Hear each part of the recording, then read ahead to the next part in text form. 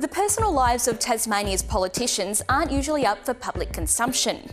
But in Tasmania, the return of Parliament has been dominated by heated debate over the resignation of Jane Howlett. Labor's questions have been relentless. In Parliament this week, Rebecca White pointing to persistent rumours of a personal relationship between Miss Howlett and Jack Jumpers boss Simon Brookhouse. Premier, do you maintain that Jane Howlett's resignation, prompting the second chaotic cabinet reshuffle in a month, had nothing to do with the persistent allegations of a close personal relationship between her and the CEO of the Jack Jumpers? And Jane, we've also got one for you. She needed to take some time away from her role as a result of personal and family circumstances, Mr Speaker, brought on largely by the death of her brother. Why would this be an issue? Because she was Sports Minister and the Jack Jumpers have received millions of dollars from the state government. She was stripped of the sports portfolio last month, then resigned from Cabinet a week later.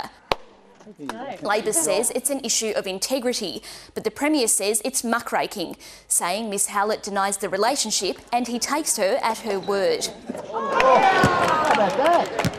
Jane Howlett was the second resignation in the past month.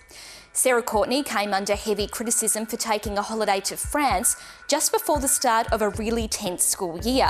As bad as Scott Morrison holidaying in Hawaii during the bushfires.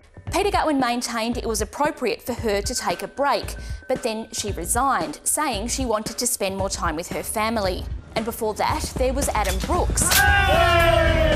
Within days of being elected in Braddon, he was raided by Queensland Police and resigned his seat. Last night I was provided with new advice, new information.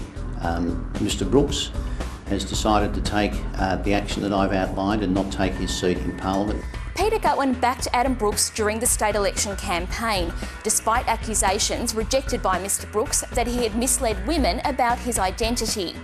So where to from here? Parliament returns next week, and it seems this issue isn't going away.